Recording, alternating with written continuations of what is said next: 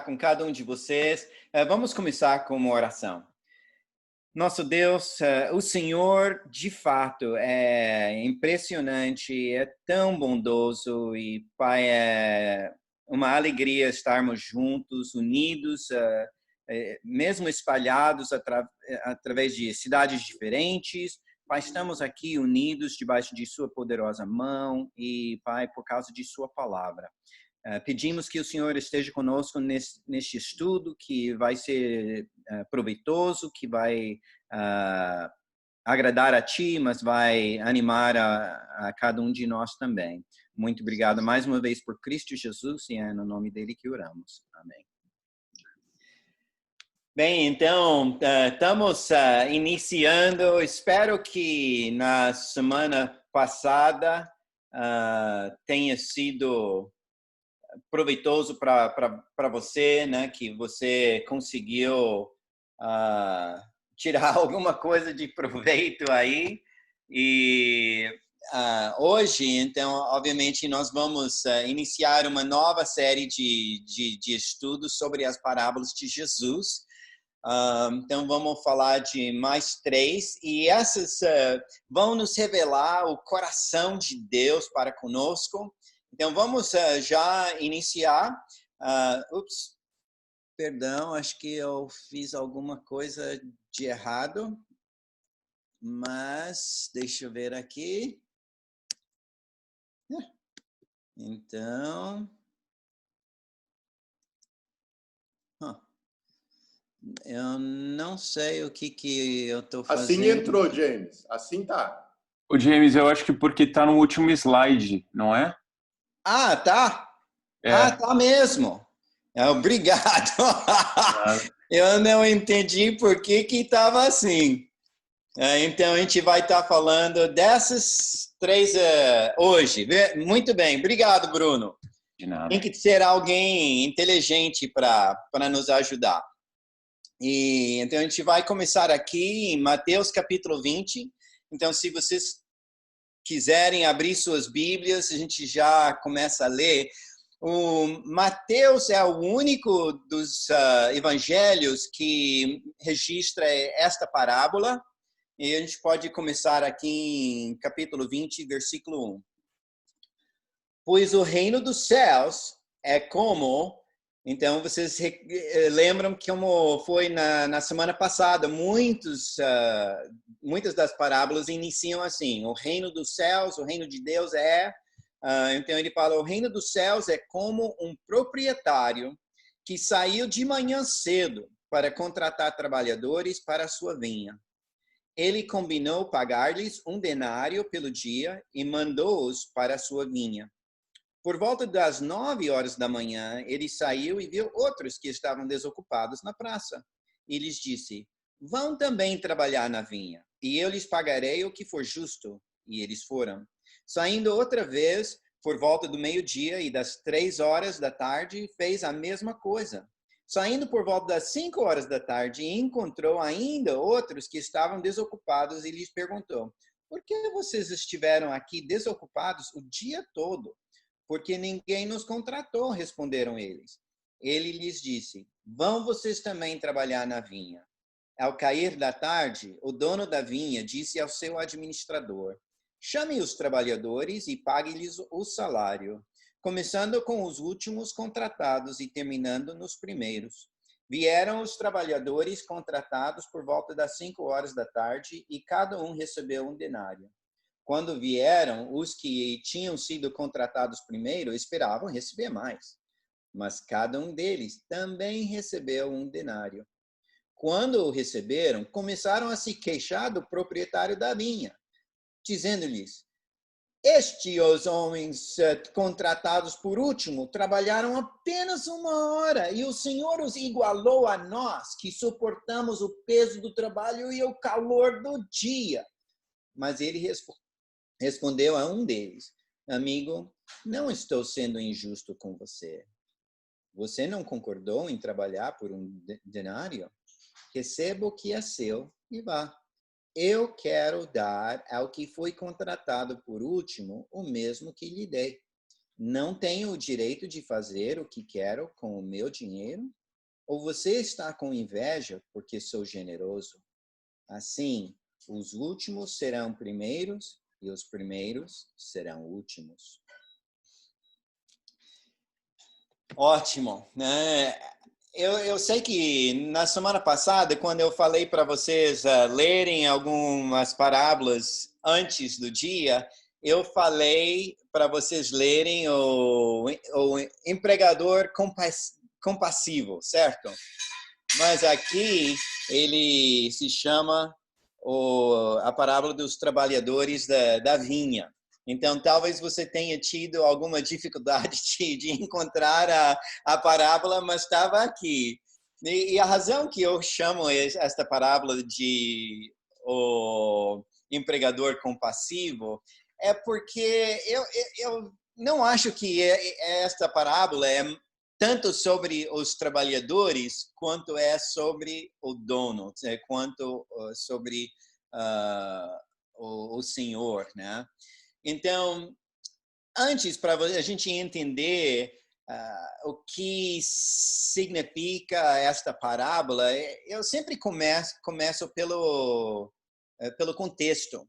Então, a gente vê nesse contexto, se você olhar no capítulo anterior, capítulo 19, tem aquela história do jovem rico, em que Jesus...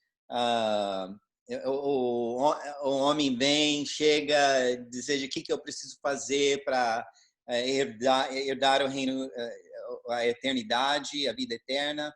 E aí então Jesus responde para ele, e aí ele vai embora triste. Aí Pedro faz uma afirmação, né, que ele disse que olha, nós deixamos tudo e para te seguir. E Jesus falou, né? Então, os que deixaram vão receber 30, 60, 100 vezes mais, né? E aí ele termina em versículo 30 de 19, ele fala: contudo, muitos serão primeiros, muitos primeiros serão os últimos e muitos últimos serão os primeiros. Então, a gente vê aqui que é uma indicação mesmo do propósito de Jesus em contar essa história. Porque aquilo que o versículo anterior fala a mesma coisa que ele termina no capítulo 20. Basicamente dizendo: os últimos serão os primeiros e os primeiros os últimos.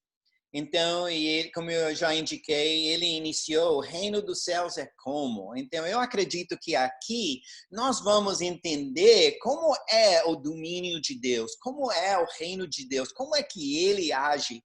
E vai ser incrível quando a gente entender o que ele está dizendo. Bem, aqui eu queria só indicar uma coisa para vocês. E eu espero que todos consigam entender, mas para nós, quando a gente faz prosa ou quando a gente faz poesia, muitas das coisas que a gente faz, essas estruturas, os estilos que a gente usa para realçar, né, o poema, então é rima ou ritmo. Em prosa é a literação, ou às vezes é chegar a um clímax na história, ou uma surpresa. Então, muitas vezes na linguagem hebraica e grega, então a gente vê que as pessoas faziam o que eles chamam de, acho que, quiasmo, né? Então são duplas que as pessoas usam para fazer contrastes ou comparações. Também eles usam essas composições de 7 cenas. Então, a gente vê que muitas vezes as histórias começam de uma maneira e vão progredindo até um certo ponto, e aí, então, a história vai se resolvendo, voltando do mesmo caminho que foi. Ele volta e ele faz como se fosse um anel nessa história. Então, essa história que ele conta é assim. Então, a gente vê esse paralelismo invertido, porque a primeira parte é a inversão da última parte. Então, quando a gente vê nessa história, então a gente vê que um acordo é feito. Então o dono sai e ele fala, então você pode trabalhar para mim por 1 denário. Então todos os outros que ele foi chamando, então basicamente ele falou para eles, eu vou te pagar o justo. E aí então chega 1 hora antes de terminar o dia, então ele chega, contrata mais alguns, e aí quando todo mundo está lá, ele paga o salário. E aí ele começa a pagar o salário com os que foram contratados de última hora. Então aí voltando, ele quando é questionado se ele está sendo justo, então ele fala sobre isso. E aí, então, o finalzinho é que ele mostra que o acordo que ele fez é o que ele cumpriu. Então, você vê aquela história que vai e volta, então, o caminho da roça, né? Então, que ele contou essa história. E você vai ver isso muitas vezes nas parábolas, em muitas histórias. Mas uma das coisas que eu sempre gosto de olhar nas histórias é o que é que surpreende na parábola. Normalmente, se alguma coisa surpreende, esta é a coisa que Jesus está tentando realçar ou enfatizar. Então, algumas coisas para mim surpreendem. Acho que a primeira coisa que me surpreende é que a gente vai vendo que o dono vai contratando essas pessoas, e aí na hora do pagamento a gente vê que ele chama o administrador para fazer. Então, o dono saiu para contratar todo mundo cada vez quando ele tinha um administrador. Por que ele não deixou o administrador fazer este trabalho? Mas foi o próprio dono que saiu lá para contratar todas essas pessoas. Uma outra coisa que para mim surpreende é que ele vai muitas vezes, ele sai 5 vezes no dia para contratar as pessoas. Então, você para pensar, contrata logo de uma vez, ou né, por que você tem que ir voltando lá para contratar as pessoas tantas vezes durante o dia? Então, é uma coisa para mim que surpreende na história.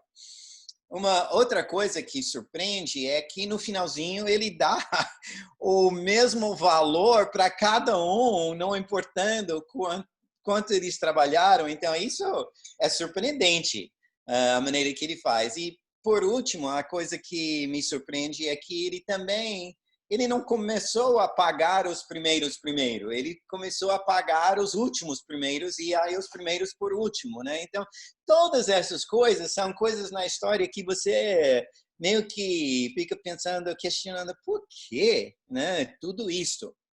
Então, o que eu vejo é que normalmente o que surpreende tem um motivo para estar inserido nessa história. Então, bem, antes de continuar a história, eu queria enfatizar mais uma coisa. Então, o último trecho, aqueles versículos 13 a 15, que é, vamos dizer, a fala do Senhor, aí também forma uma composição de 7 cenas. Então, que é algo interessante, né? Que ele começou, eu não sou injusto, você não concordou, receba o seu dinheiro, eu quero dar. E aí ele volta ao inverso, ele fala, o dinheiro é meu, você tem inveja, eu sou generoso. Então, ele vai contando assim, e aí ele volta no mesma maneira, só nessa fala de 3 versículos. Então, é uma coisa interessante quando você vê como é organizado essa história, né? Ele enfatiza, é como se fosse um modelo dentro de um modelo. Então tem a história geral, mas mesmo o ponto final tem um charme a mais que ele conta a história invertida do mesmo modo. Então eu vejo que ele enfatiza algo maravilhoso sobre Deus. Então, o ponto principal, você vai ver que, normalmente, nessas cenas, o centro dessa inversão é o que importa, né? E, então, o centro dali é o salário. Então, ele dando o salário para o povo. E aí, no finalzinho, qual que é o ponto central é que eu quero dar. Então, quando eu vejo, né, o que ele enfatiza nessa história, basicamente é isso. Ele disse, eu pago. Eu não sou injusto, eu sou generoso.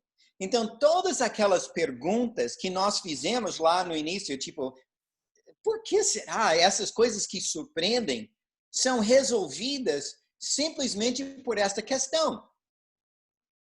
Por que ele saiu quando ele tinha administrador?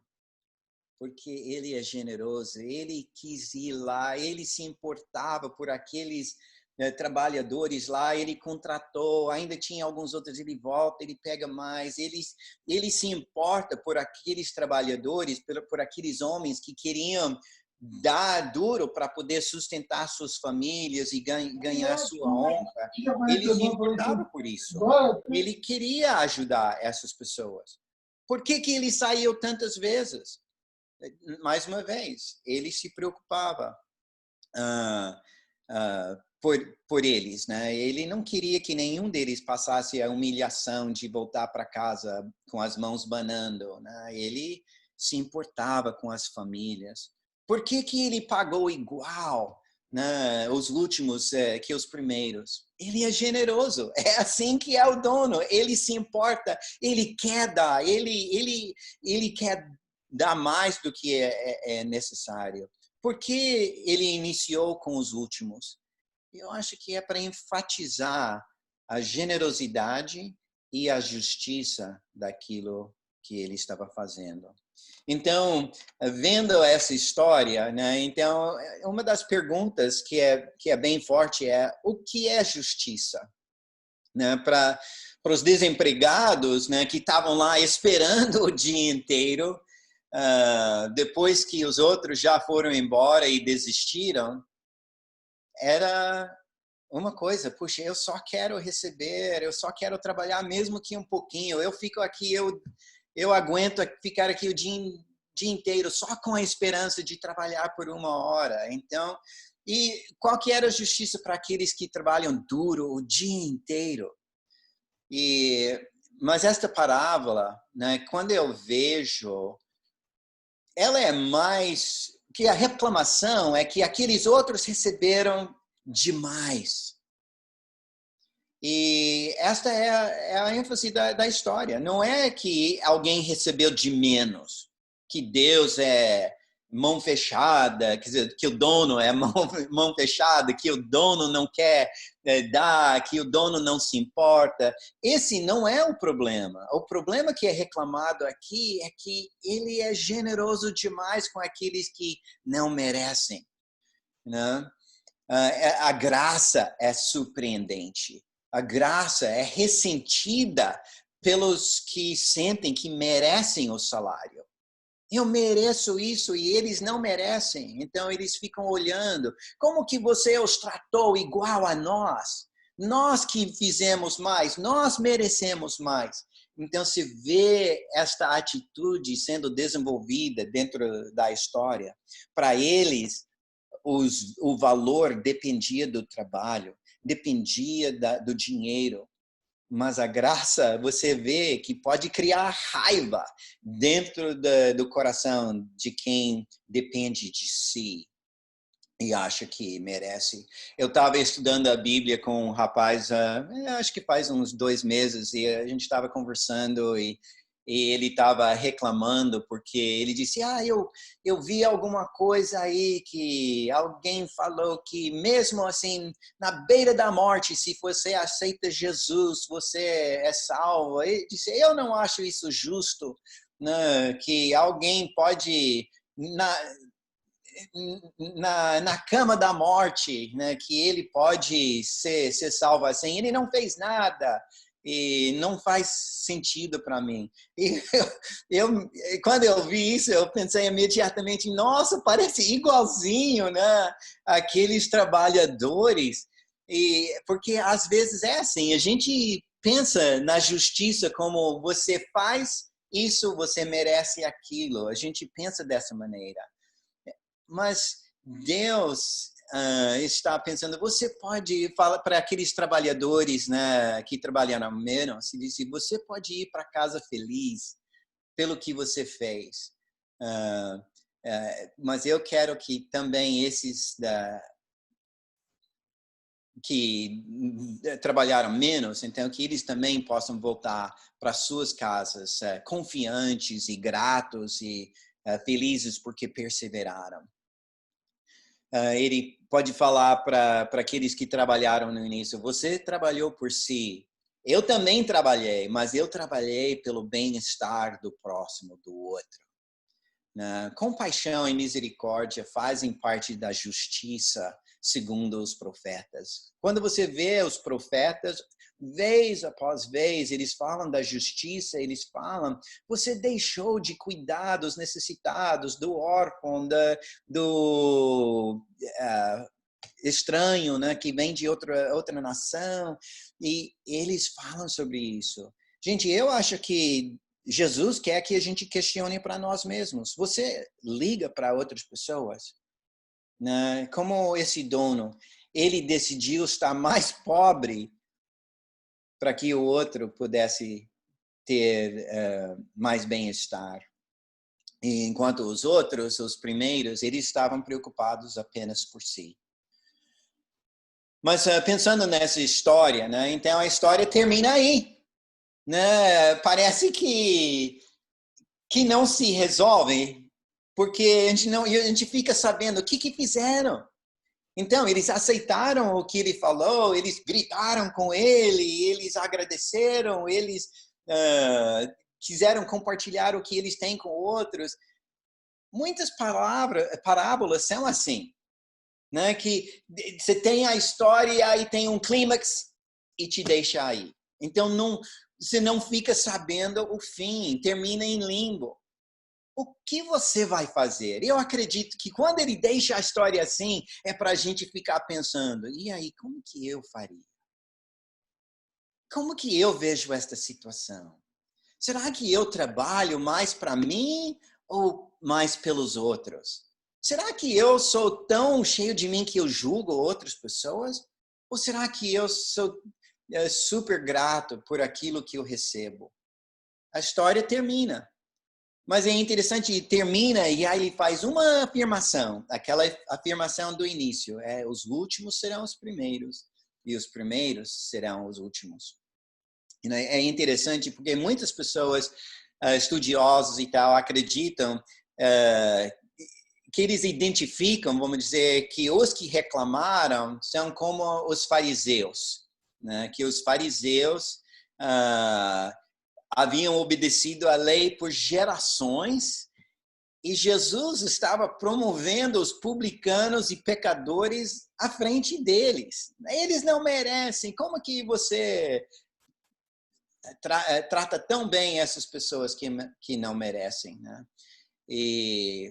Mas a gente vê claramente que cada um de nós podemos estar pensando também com quem a gente se identifica nessa história. Na semana passada, a gente viu que o reino de Deus é como uma semente. Mas hoje a gente está vendo que o reino dos céus é como um empregador generoso que estende graça aos que necessitam dela. E onde os últimos podem ser primeiros. Então, aí é a nossa primeira história. A segunda história, vamos lá para Lucas capítulo 12. E aí a gente pode ler essa história também, começando com o versículo 35.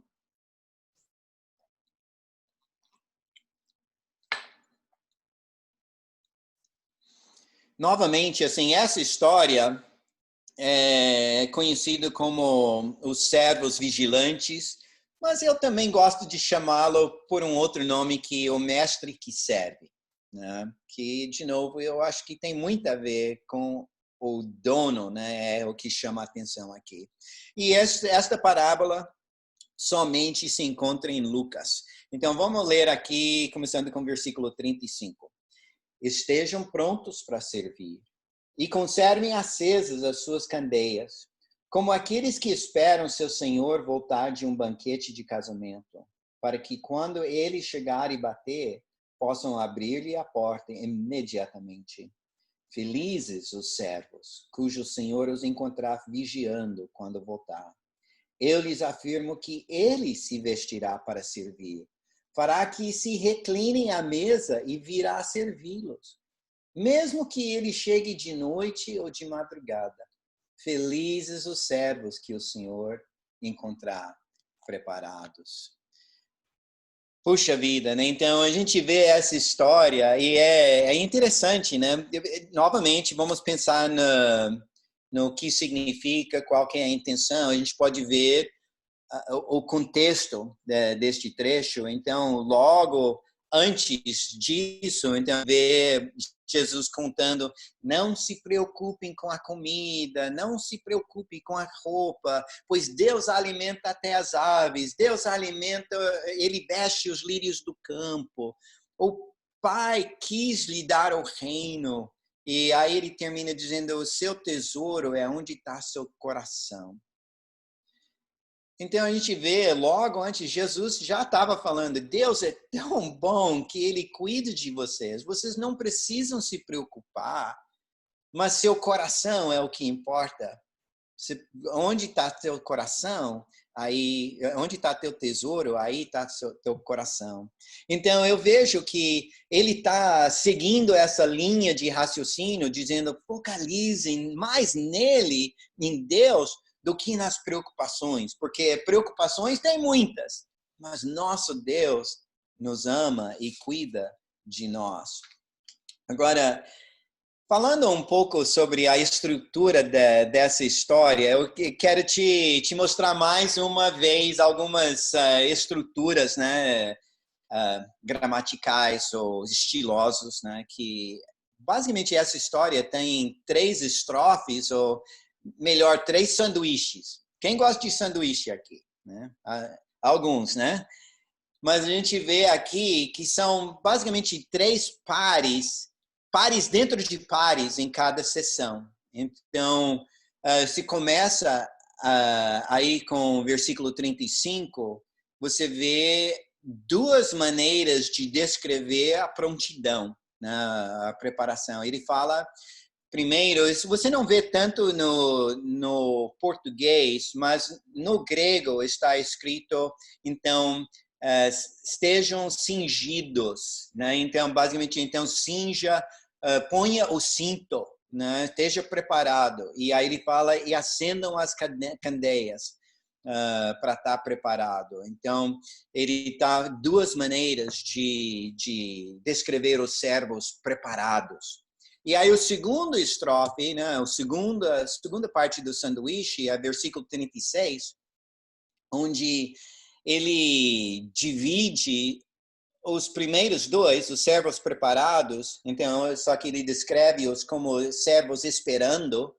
Ele insere um outro par, é que o Senhor voltar, o Senhor bater. Então, ele conta a história: os servos esperando, o Senhor voltar, o Senhor bater, os servos esperando. Você vê de novo, aquela linha invertida, ele vindo, estavam esperando, imediatamente abrem a porta. Então você vê, e aí, vamos dizer, ele inseriu aquele: o Senhor vai voltar. Primeiro era servos preparados, mas aí o Senhor vai voltar. Então ele põe um outro par dentro daquele outro par. Então parece um sanduíche. Então o pão, o primeiro, o segundo, vamos dizer que é o queijo. Então a gente vai fazer um sanduíche aqui. Aí o terceiro estrofe, versículos 37 e 38. Então são aqueles 2 sanduíches com um no meio, o presunto, né? Então ele faz aí, então, os servos felizes, o Senhor volta, os encontra vigiando, o Senhor se cinge e serve os servos, o Senhor volta, quando o Senhor volta, encontra preparados os servos felizes. Então você vê, mais no grego você vê que o início e o fim são os servos felizes. E então você vê assim, o cúmulo do terceiro estrofe é que o Senhor está preparado para servir. Então, mais uma vez, que a gente estava falando do que surpreende na história. Para mim, isso é o que surpreende mais do que qualquer outra coisa. O Senhor volta de uma festa de casamento e ele vem cansado de viagem e ele vem servir os servos que estavam lá preparados para servir a ele. É uma coisa estranha, no mínimo, mas é o ponto central que ele está tentando chamar nossa atenção. Olha, o Senhor serviu os servos. Ele se importa. Abençoados, felizes são os escravos. Não precisamos nos preocupar com comida, com vestimento, pois Deus cuida de nós. Tenha o coração entregue a Ele e vocês serão felizes. É interessante, né, ver essa estrutura como realça mesmo o significado. Mudando um pouco de assunto, mas basicamente mostrando que isso acontece várias vezes nas parábolas. Eu queria só dar uma indicação de outra. Lá em João 10, todo mundo provavelmente lembra da história do bom pastor, né? Eu sou o bom pastor, né? Então você vai ver essas 7 linhas: bom pastor, mas o salariado não é dono. Quando o lobo vem, o assalariado foge. O lobo ataca e o salariado não se importa. Eu sou o bom pastor, né? Então ele conta aquela mesma história indo e voltando, mas a razão que eu queria só comentar isso é que você vê também nessa história, nos trechos, falando sobre o bom pastor, você vê os sanduíches, você vê aqueles pares ali. Então, quando ele fala, eu sou o bom pastor, então, bom pastor eu sou, o bom pastor dá a vida. Então, ele dá aquela dupla sobre o bom pastor. E lá no finalzinho, ele fala novamente, no versículos 14 e 15, ele inicia e termina, eu sou o bom pastor, o pastor dá a vida, mas inserido lá no meio é que eu os conheço e eles me conhecem, meu pai me conhece e eu o conheço. Então você vê uma dupla de conhecimentos aí inserido no meio de eu sou o bom pastor.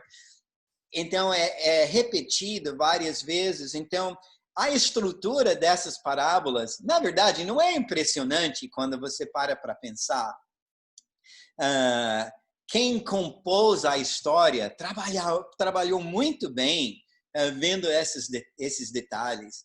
E já que estamos mencionando essa história, essa é a outra história onde é enfatizado como Deus, como Jesus é bom e se importa pelo seu povo. Não é verdade? Deus é impressionante. Mas voltando à nossa história anterior, eu queria só realçar algumas coisas que já mencionei. No primeiro século, assim, na antiguidade, as pessoas, por exemplo, eles tinham essas roupas longas que quase que arrastavam o chão, então eram soltas assim e longas. Mas para você ou correr ou para você trabalhar, então era difícil, porque se você sabe que, especialmente as mulheres, quando você tem um vestido longo ou alguma coisa assim, é difícil fazer algo ativo com isso. Mas o que eles faziam, então, quando eles estavam no lazer, descansando em casa e tal, então era tudo solto. Mas se eles tivessem alguma coisa para se fazer de trabalho, então eles cingiam a faixa, eles colocavam um cinto para amarrar, puxar um pouco para cima para facilitar o trabalho em si. Então, ele menciona isso no trecho. Ele fala cinge-se, e como eu falei, isso não aparece tanto no português, ele fala só estejam preparados, mas no grego ele fala cinge-se, né? E então você vê essa ideia, eu coloquei 2 exemplos disso, por exemplo, no Velho Testamento, em Êxodo capítulo 12, quando eles estão prontos para sair no Êxodo, eles falam, por exemplo, na Páscoa, então, para eles se aprontarem, para eles colocarem a faixa, para eles se cingirem, para estarem prontos para viajar. Então, porque eles iriam sair depressa, então eles tinham que se cingir.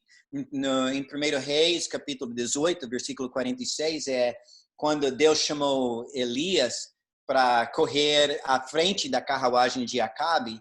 Então, ele amarra a faixa, ele cinge a cintura, né? Então, para ele poder correr. Então, você vê que o motivo de cingir-se é para se preparar para algum trabalho, algo físico. Então, os escravos, então Jesus falou, estejam preparados, estejam cingidos, não estejam prontos para trabalhar, prontos para ação. Mas é interessante que a mesma coisa, Deus, o dono, então, já estou falando quem é o dono, mas o dono, então, quando ele chega, ele se cinge da mesma maneira, ele se veste, ele põe o cinto, pronto para a ação, quando ele vai lá para servir os felizes. Então, vendo tudo isso, eu penso, aquilo que ele repete algumas vezes, felizes os servos. É impressionante. Não serão felizes os servos, mas felizes os servos. Eles são felizes. Eles não estão tentando receber algo que eles não têm. Não é, se eu não fizer, eles estão ali, eles têm a bênção já, eles são servos, escravos desse dono maravilhoso. Então, eles estão ansiosos e animadamente esperando servir o Senhor.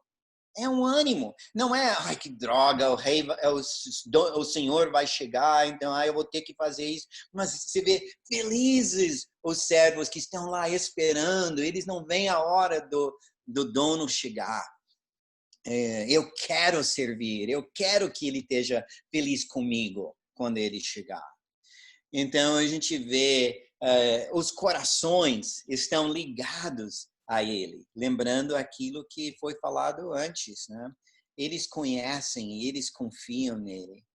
Eu pensando, muitas vezes não somos felizes, e eu acho que muitas vezes não somos felizes porque olhamos para pessoas e não para Deus, né? A gente pensa, fulano não merece, ou a gente pensa, um líder não me tratou bem, e a gente tira os nossos olhos do Deus bondoso que nós temos e a gente anda carrancudo. Não há justificativas para a maneira que as pessoas agem, não é este o ponto, então não reclame do outro que foi preguiçoso, ou do outro que tratou mal, não é isso, mas haveria muito mais paz em nossos corações se a nossa motivação foi mais enfocado em Deus, o Deus maravilhoso que temos, do que nos problemas, nas pessoas e coisas assim. Mas, mais uma vez, então, falando que o que surpreende normalmente tem a ver com o ponto principal. Então, o que é que surpreende? O que é fora do comum nessa história? Em versículo 37, é tão surpreendente que Jesus enfatiza isso. Ele disse, eu lhes afirmo, né? No grego diz, amém te digo, amém, verdadeiramente eu digo isso. Aí ele conta que o Senhor mesmo se veste para servir. Isso é a ênfase. Amém, te digo isso. O Senhor se veste para servir. São as mesmas palavras usadas no versículo 35, falando sobre os escravos. Cinjam-se, estejam juntos. Ele põe o cinto, pois ele vai trabalhar. Ele vai fazer com que os escravos deitem, para que ele cuide deles. Vocês não acham isso estranho? O quê? Mesmo, ele falou, mesmo que seja de madrugada, ele vai servi-los. De fato, são felizes esses escravos desse dono, não? Esse senhor não pede o que ele mesmo não esteja disposto a fazer. Ele é generoso, ele é disposto, ele é exemplo, ele é cuidadoso. E este é o Deus que nós servimos, segundo Deus, segundo Jesus. E Jesus repetiu isso de várias maneiras em outros lugares. Por exemplo, lá em João capítulo 13, né, ele falou sobre lavar, eu sendo mestre, eu lavo os pés de vocês. E eles até reclamaram, não, você não vai lavar meus pés, coisa nenhuma, porque eles sabiam que isso era uma humilhação para o rabino fazer. Mas Jesus disse, se eu não fizer, você não tem parte comigo. Disse o outro trecho que eu coloquei aí, em Marcos 10, então, quando os discípulos estão brigando, né, quem é o melhor, quem é o maior, e Jesus fala que no mundo o mestre manda, mas no reino de Deus, o Senhor serve. Então, eu acho que isso faz com que nós, como líderes, nós aqui que temos qualquer liderança, é bom a gente refletir o que ele está falando. Você acha que Jesus, de fato, creu que Deus é tão especial, tão generoso, tão bondoso? Você acha que estes servos realmente eram felizes naquilo que eles estavam fazendo? Você acha que esses servos tinham um senso de valor e motivação grande? Você acha que eles ficavam felizes em estar preparados quando o dono voltou? E eu vejo que nós temos muito que aprender com esses escravos, porque eles estavam focalizando no Deus maravilhoso. Eu só queria comentar mais uma coisa lá vocês provavelmente repararam que o próximo versículo 39, então ele, nosso parágrafo, ele continua igual, né? Entendem, porém, isto, se o dono da casa soubesse a hora que fosse arrombado lá. Mas para mim isso parece uma outra história e não a mesma história, embora seja parte no português no mesmo parágrafo, mas me parece que a última é uma história diferente, por isso que ele fala, entendem isso, então ele vai fazer um contrapartido, né, aqui, falando que se vocês soubessem a hora que ia voltar, vocês estariam preparados, né? E aí Pedro faz uma pergunta e aí ele continua contando sobre essa questão, mas essa é só o porquê que eu não incluí essa parte dentro da parábola em si.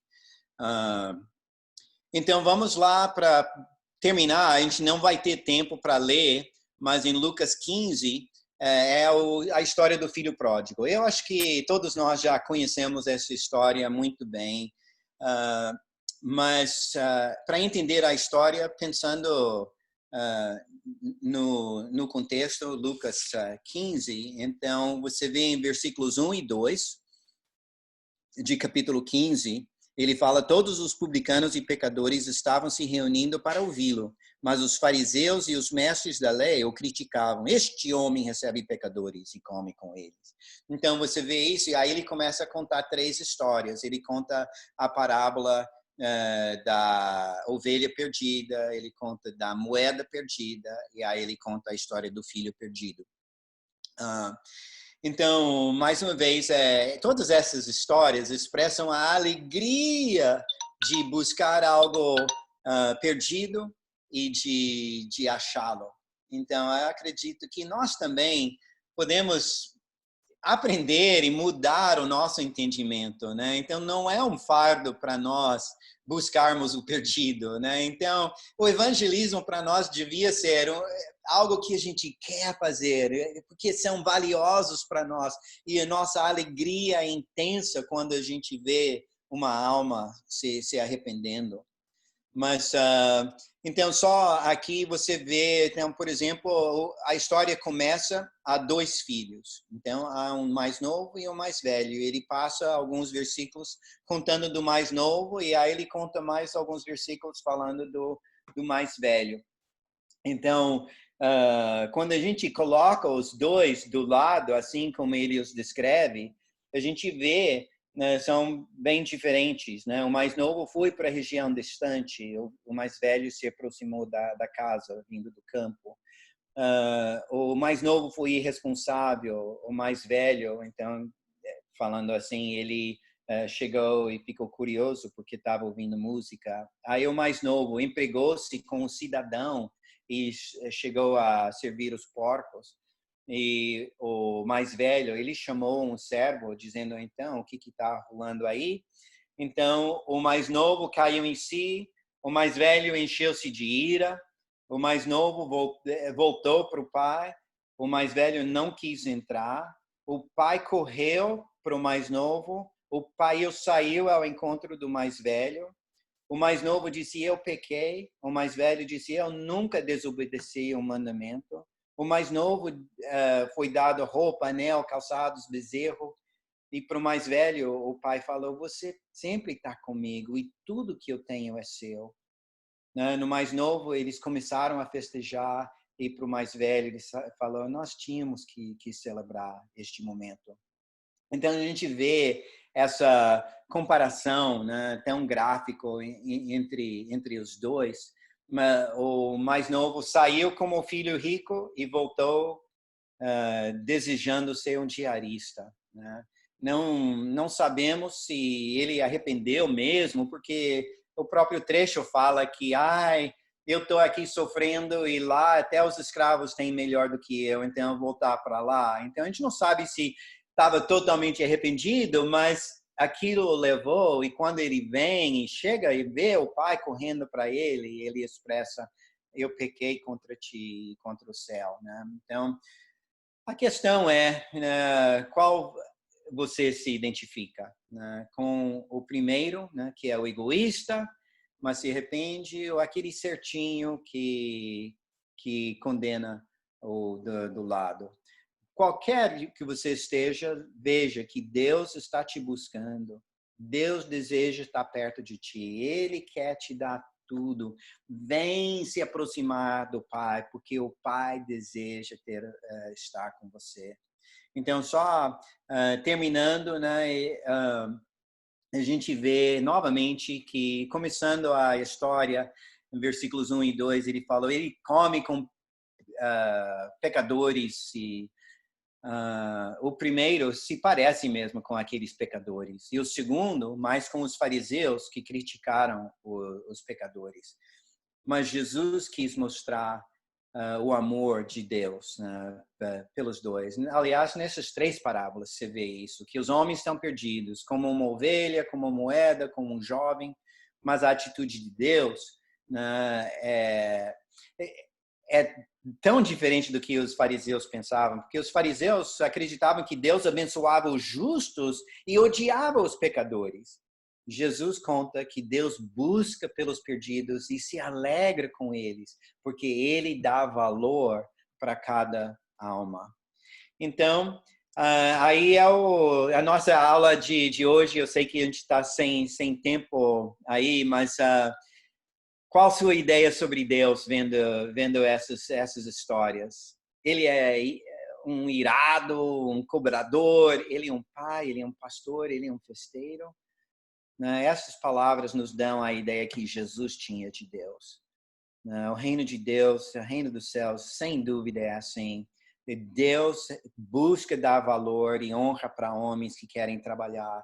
Ele é um Deus generoso. Ele é um Deus que se importa pelos escravos e não se importa de se humilhar e sacrificar por eles. Um Deus que permite tomar as nossas decisões, mas se alegra quando a gente se aproxima dele. Com Deus assim, como será que o povo deve agir? Eu quero imitá-lo. Eu quero amar os ao meu redor, mesmo os pecadores, e orar para que sejam achados e salvos.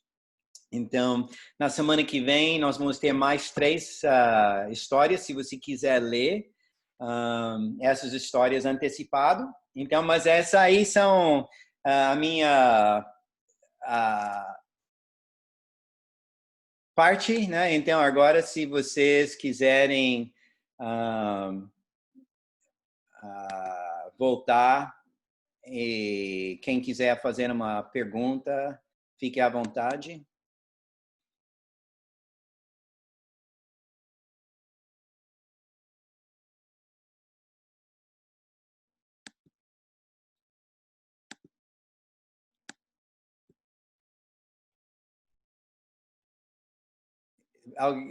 Eu não sei, todo mundo está me ouvindo? Ô, James, eu quero fazer. Oi? Pedro. Oi, Pedro, Pedro. tudo bem? Tudo bem. Que bom. Mais uma vez aí te agradecer aí, né? A sua explicação aí é uma bênção. Amém. Eu quando eu estudei a Bíblia, né, que eu fui batizado, uma parábola que me impactou assim, que eu guardo até hoje, foi a lá do Mateus 7, né, 24 ao 27, que fala o prudente e o insensato, né? Então é uma parábola também, né? Ele É compara verdade, a gente vai falar sobre ele depois. Construir uma casa e tal. Esses tempos eu tive lá no interior, né? Fui no aniversário lá, antes da pandemia, né? Claro. Aí o pessoal lá gosta de tomar umas e tal, né? E eu estava lá na festa, só tomando refrigerante, suco. Aí chegou meu irmão, que tem problema com alcoolismo, um sobrinho. Já na mesma hora veio essa escritura na minha cabeça. Então eu já aproveitei a oportunidade e já passei para eles, né? E impactou eles lá também, né? Então é uma forma de você poder usar, passar a palavra de Deus para as pessoas através, né, da parábola que você está comparando, né? O reino de Deus com a coisa do mundo, assim, bem. Mas obrigado aí, viu? São um ensinamento aí que nos ajuda a ter mais convicção. Amém. Obrigado, Jess. Claro. Você quer falar? James, boa noite. Posso falar? Sou eu, né? Obrigada, viu? Foi muito... Bom te ver. Igualmente, é bom ver vocês também. Parece que você está aqui do lado. A gente conseguindo se ver assim, a gente se sente bem próximo. Com certeza o coração está próximo. É verdade. James, uma coisa que você falou da primeira parábola, né? Sobre os trabalhadores da vinha. Certo. Na questão que você falou, o que chama atenção, né? E um dos pontos que sempre me chamou a atenção nessa parábola foi a questão do pagamento. Porque ele começa a pagar propositadamente pelos últimos. Se não tivesse sido assim, nada disso teria acontecido, não é verdade? O coração não tinha sido revelado, ninguém reclamava e ficava tudo bem. Exato. Né? E ele teria exercido da mesma forma a generosidade, não é? Da mesma forma, os últimos seriam felizes, pagos por último. E os primeiros não saberiam daquilo. Mas essa coisa, ele quis evidenciar, né, essa questão da generosidade e criar propositadamente essa tensão, não foi? É o que eu vejo, né? Porque ele disse que os primeiros serão os últimos. Ele quer que a gente para pensar, para a gente avaliar as nossas premissas, né? Porque muitas vezes as pessoas pensam que sabem, pensam que são tal e essas coisas que merecem, mas muitas vezes não é assim que Deus vê. Deus vê pelo coração. Ele quer que a gente modifica e seja como Ele, humilde, amável, persistente, perseverante. E quando a gente aprende quem Deus é, a gente transforma o nosso próprio coração. E eu espero, como eu falei, essa parábola, como várias outras parábolas, não terminam com uma resolução. O que eles fizeram? A gente não sabe. Talvez eles tenham falado, puxa, você tem toda a razão, era seu dinheiro mesmo, eu não devia estar me reclamando. Ou pode ser que eles, então eu vou pecar com o meu e você se dane, né? Então, a gente não sabe como que foi.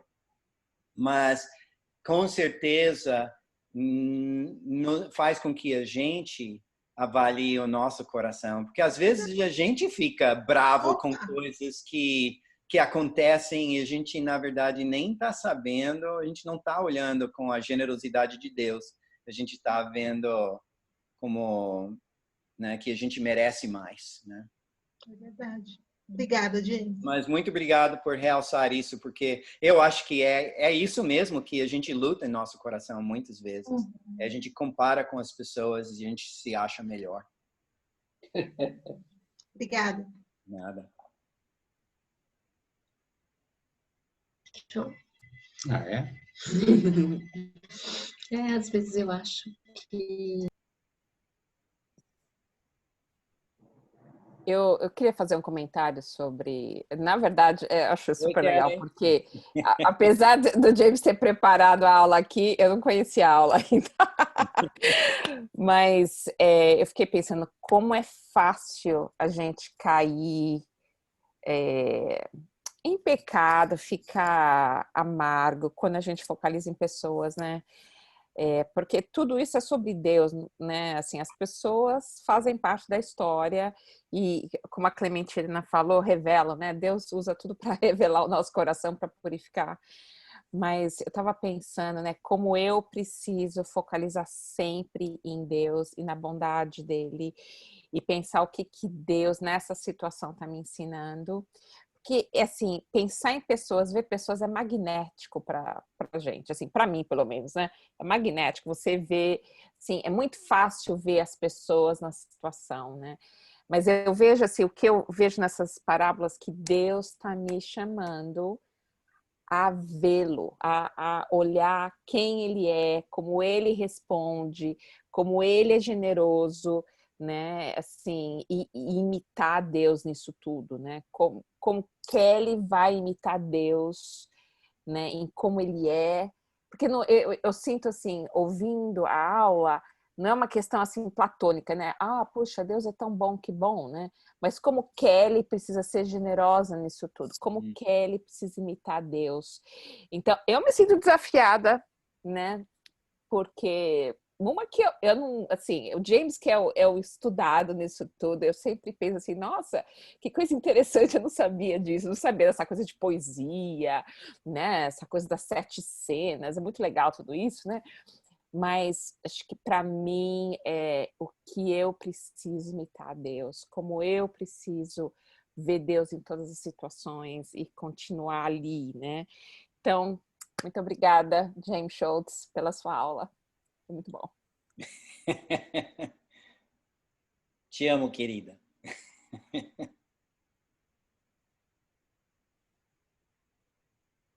Oi, James. Mais uma vez, Yara. muito obrigado por a sua aula. Mas quando você disse que na parábola tem sempre algo que choca, que o meu foi do servo. O servo está pronto para servir, esperando, e chega o Senhor e ele que serve o servo. Não é? Foi confuso ao mesmo tempo. Exato, a gente nem imagina isso. Não. Acho que eu nunca pensei, quando lê essa parábola, que tivesse este Deus aí, tão maravilhoso por trás de nós servos, por mais que a gente queira servir, né? Ser bom e tudo. E eu acho que para mim é uma das coisas, por exemplo, que eu falei que eu não li o que segue, que fala mais sobre estar preparado, porque você não sabe a hora e tudo mais. Eu parei lá no 38, porque muitas vezes a gente passa direto e já vai nessas coisas de estarmos preparados, que a gente pula o que na verdade é chocante. O chocante é que Deus serve os servos. E a gente fica... E quem sou eu? Eu sou um servo. O Deus poderoso que criou a humanidade, que vai julgar todos, ele deseja cuidar de mim. Ele quer que eu esteja preparado, que eu esteja com ele. Eu fico maravilhado, né? Porque eu sei que eu não mereço isso. Isso é totalmente bondade dele e me faz querer ser como ele. Porque quando a gente vê o nosso coração e o amor dele, né? Tipo o 1 João 4 fala, nós amamos porque ele primeiro nos amou. E é isso mesmo. Não teríamos esse tipo de amor no nosso coração de jeito nenhum. A gente pensa, eu sou dono, vai e me serve. Não, mas ele tem o coração, não, eu quero servir. Né? É uma coisa chocante. A gente não faz parte de nosso mundo. É uma realidade espiritual. Verdade. E esse tem que ser, na verdade, você falou no começo sobre vocês que lideram, vocês que... essa parábola também ensina muito que este Senhor serve aqueles que seguem, aqueles que estão esperando. Para mim foi muito forte, eu agradeço, James. Como diz a Kelly, eu preciso mudar muito meu coração nessa área. Amém. E por isso eu agradeço. Amém. Tá bom? Boa noite, James. Como vai? Muito bem. Quem está falando é o Danilo? Danilo. Oi, Danilo. Tudo Oi, good? James. Tudo good. Bom vê-lo. Igualmente. James, muito boa a aula. Eu lembro de uns tempos atrás, uns bons tempos atrás, você também desenvolveu essas aulas. E a minha pergunta é, sem dúvida, o amor de Deus é inquestionável. Ele não olha, ele não julga pelo que a gente faz. Ele espera o que a gente faz, né? Que a gente faça o certo. Ele está sempre ali esperando. E cabe a nós imitá-lo, né? Segundo mandamento é amar o próximo como eu os amei. Tá certo? Exato. Você citou a misericórdia e a compaixão. Por um amor, a misericórdia e a compaixão que Deus mostra, para nós mostrarmos para o próximo, tem um grau, tem uma escala, anda tudo junto. A compaixão e a misericórdia, você tem mais misericórdia, menos compaixão, você vai amar menos. Porque para Deus é tudo nivelado, para Ele é fácil, mas para nós... Mas é interessante isso, porque aí é o desafio para cada um de nós. Jesus falou, né, você ouviu o que foi dito, ame o que é aí, alguma coisa, seu inimigo, né? Odeie seu inimigo, alguma coisa assim. Mas eu te digo, né, ame os seus inimigos e orem pelos que te perseguem. Então, o padrão de Jesus, o que ele está nos chamando, de fato, é um amor tão grande. Agora, isso não quer dizer que aquele que a gente tenta amar vai se arrepender ou vai mudar. A gente não tem controle nenhum sobre isso. Mas o que Deus está nos chamando é para realmente se esvaziar, confiar, olhar para Ele e procurar ter aquele coração que Ele tem para conosco, para com o próximo. E a gente sabe que tem muitas parábolas também que dizem que quem não se arrepende, quem não busca Deus, vai sofrer as consequências. Então, o que eu estou dizendo não é que não tem consequência do que a gente faz, mas o nosso coração para com as pessoas falhas é compaixão. Então, acima de tudo, nós desejamos como aquele pastor que sai atrás do deixando os 99, aquela mulher que perdeu uma moeda e varre a casa toda até achar, e aí faz a festa, gasta a moeda na festa, né? Mas a gente vê, esse é o pai que vai correndo para ver o filho que estava perdido. E se a gente consegue imaginar esse tipo de amor, mesmo para aqueles que não merecem, né? Então, a ovelha foi burra e se desabiou, né? A moeda provavelmente foi descuido da própria mulher ou deixou cair ou alguma coisa. O filho foi a própria culpa, ele que pediu a herança, ele que saiu, mas Deus teve compaixão por todos eles, né? Então não importava, ele amava, ele queria, mas ele chamava a atenção de cada um que estava errado. Tipo o irmão mais velho, ele chamou a atenção dele e disse: olha, isso não está certo, mas eu te amo, vem, vamos festejar. E esse é o desejo de Deus, e eu acho que esse deve ser o nosso desejo quando a gente encontra com os irmãos que estão falhando ou com os pecadores lá fora.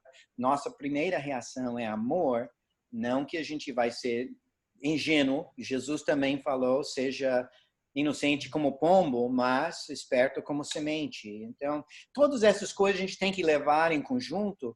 Mas, de fato, o coração é um coração de amor que Deus deseja de nós. E aí a gente vai lidando conforme as coisas vão acontecendo com aquilo. Não sei se isso continuou ao que você estava falando, Danilo, mas, de fato, é difícil. Mas quando a gente olha para Deus, a gente acaba tendo mais convicção, mais motivação.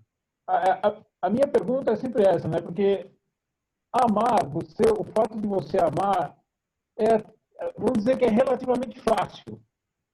Mas, dependendo do que acontece, de como você está, de com quem você está, falta misericórdia ou falta compaixão. E aí é que a gente tem a misericórdia de Deus, né? Porque Ele sabe que nós somos pó, né? E Ele nos ama mesmo assim. Então, aí nessas horas que a gente vê que, eu não quero amar esse irmão, eu estou até aqui dessa situação no meu trabalho. A gente é assim, mas mesmo assim a gente olha e pensa: eu não aguento mais. Aí a gente para pensar: puxa, e Deus sabe que eu sou pó. E Deus mesmo assim quer se abraçar a mim e me dá tipo um consolo na minha raiva ou na minha frustração. E aí então às vezes eu tomo mais um passinho para dizer: obrigado, Deus, me ajude a ser mais como o Senhor é. Valeu, James, obrigado. Boa noite. Te amo, Danilo. Beijo a todos em casa. Oi, James, eu queria também fazer uma pergunta que eu sempre questionei e nunca consegui entender na palavra de Deus, que é a questão os primeiros serão os últimos e os últimos serão os primeiros. Então, eu queria entender no que ele está se referindo, ao julgamento. O que é isso? Os primeiros... Essa parábola dos trabalhadores, eu entendo, né, que ele fez o pagamento para os últimos que foram contratados. Mas ele sempre fala, ele enfatiza isso na palavra dele, né? E as pessoas usam muito esse termo no mundo, né? Mas assim, eu queria entender por que Deus fala isso na palavra dele. Os últimos serão os primeiros e os primeiros os últimos. Eu não consigo entender até hoje. Muito bem. Eu sei que Jesus fala muitas coisas que deixa a gente inculcado por muitos anos, né? Ele fala uma coisa, tipo esse negócio aí do Senhor servindo os servos. A gente pensa: meu Deus, né? Ou os últimos serão os primeiros os últimos. A gente pensa, mas como isso? E então eu acho que você não é a única que fica se perguntando essas coisas. Eu acho que tem várias maneiras de aplicar isso, né?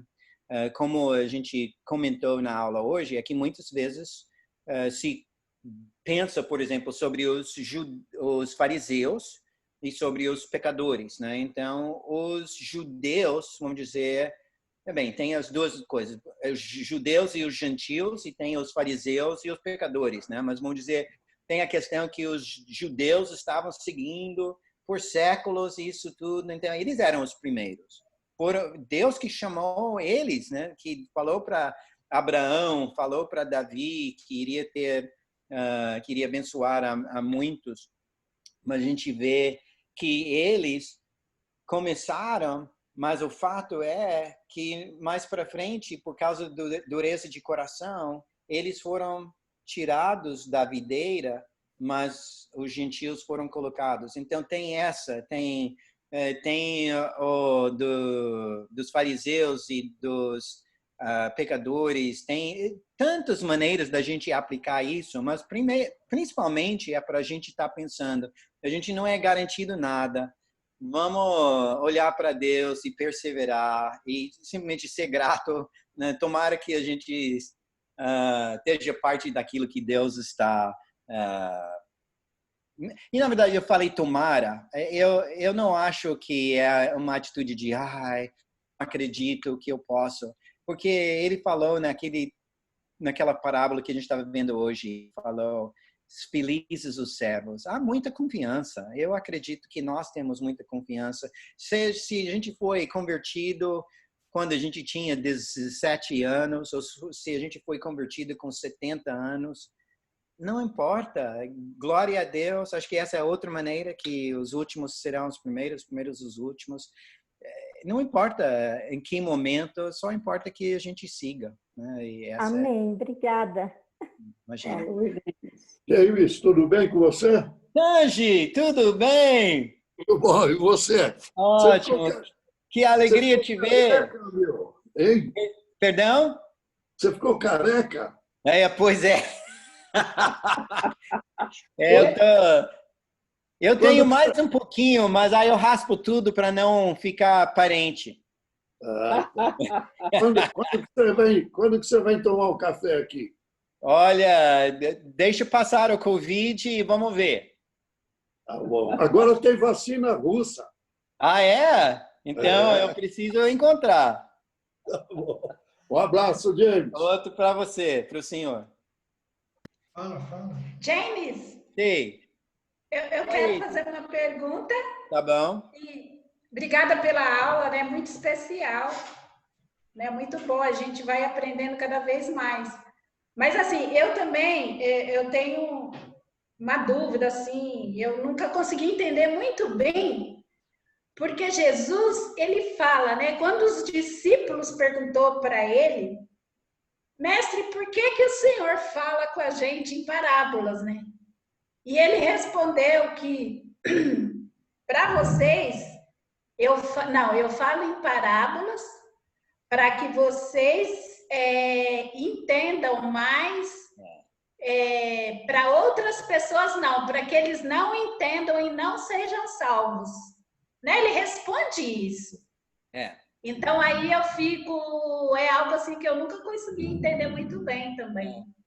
E na verdade é uma coisa difícil de entender. Na aula anterior, da aula semana passada, talvez você possa dar uma olhada de novo, mas tem um trecho aí onde tem 3 explicações, né, para isso. Bem, acho que no anterior, basicamente eu falo que ele, de fato, ele escolheu aqueles homens para ele poder passar mais para eles as explicações e tudo mais. É como a gente vê aqui com o homem que distribuiu o salário no final do dia. Ele disse, o dinheiro é meu, eu quero dar mais. Então, acho que é isso, os discípulos dele, ele quis reunir, ele quis dar mais para eles. Então, do feitio dele, assim, da vontade dele. Mas a gente vê que tem várias maneiras de entender isso das pessoas endurecerem o coração. Mas eu acho que é a bondade de Deus, né? Que ele quis explicar para os discípulos e aí os discípulos vão espalhando e até hoje a gente tem escrito nas escrituras muitas das maneiras que foram interpretadas. Mas e as outras que não estão aí é para a gente ficar questionando e buscando e orando para a gente poder estar mais próximo de Deus, um do outro, e para poder encontrar muitas outras almas para nos acompanhar nessa viagem também. Amém. Obrigada, James. Imagina. James? Oi, Luciano. Oi, tudo bem? Ótimo. Tudo bem para todos aí? Eu queria ler uma escritura e te agradecer pela aula, tá? Está em Jeremias 33, versículo 3, que diz assim, né? Jeremias 33, 3. Tá? Diz assim: clame a mim e eu responderei, e lhe direi coisas grandiosas e insondáveis que você não conhece. E realmente você tem sido assim, né? Você tem buscado essa sabedoria, dado bastante clareza às escrituras, como por exemplo essa escritura que você passou em Mateus 20, do 1 a 16, né? Eu enxergava sempre ela de uma outra maneira, e você foi no fundo dela, e eu enxerguei justiça lá, né? Que eu nunca tinha percebido detalhadamente essa escritura, né? E outras também. Muito obrigado. Queria agradecer e dar uma boa noite para todos vocês também. Boa noite. James, eu acho que a gente está chegando no finzinho. Realmente eu queria te agradecer, e eu sei que você falou tanto em sanduíche, que deu fome, mas na verdade hoje foi uma fome espiritual, porque você trouxe essas escrituras de uma forma tão empolgante, tão animadora, que acho que isso nos ajuda demais. Algo que a gente pensa quando a gente pensa na escola bíblica é que a gente não quer simplesmente aprender da Bíblia por ela mesma, mas a gente quer usar o conhecimento da Bíblia para poder conhecer mais a Deus. E eu acredito que sua aula veio exatamente nesse espírito de realmente nos ajudar a enxergar e conhecer muito mais a Deus por meio aí da beleza das Escrituras. Então, queria muito mesmo, mais uma vez, te agradecer por estar aqui com a gente, por estar nos ensinando dessa maneira. Muito obrigado. Então, eu queria talvez deixar a palavra com o Bruno, talvez acho que ele queira comentar algo também.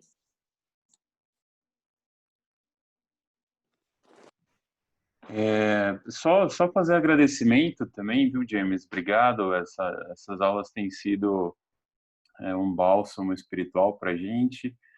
E só lembrando, eu acho que vale a pena fazer uma ponte para quem tem participado das outras séries, de como a gente faz uma interpretação mais adequada da Bíblia. Não sei se vocês perceberam o movimento que o James fez hoje, o cuidado que ele fez para analisar o contexto das parábolas, os versículos-chave que ajudam a gente a conectar as pecinhas ali, as perguntinhas, né, ali, o que é isso, cavucando mais, os dados históricos, quando ele fala do cinto, olha como era naquela época, né, que é um movimento que a gente encoraja bastante, estuda a época, vamos entender a passagem no seu contexto, lá atrás. Então foi assim, incrível, né, tem atingido perfeitamente o propósito da escola bíblica, que é nos equipar para que a gente faça uma interpretação apropriada da palavra de Deus e a gente se inspire profundamente com isso. Então, só agradecimentos, James. Muito obrigado. Amém. Ótimo. Tenha uma boa noite para todos vocês. É sempre uma alegria estar com vocês e eu fico animado de ver a sua fome da palavra, mas também ver vocês colocando na prática dia a dia. Então, uma ótima semana. Obrigado, Tchau, obrigado, James.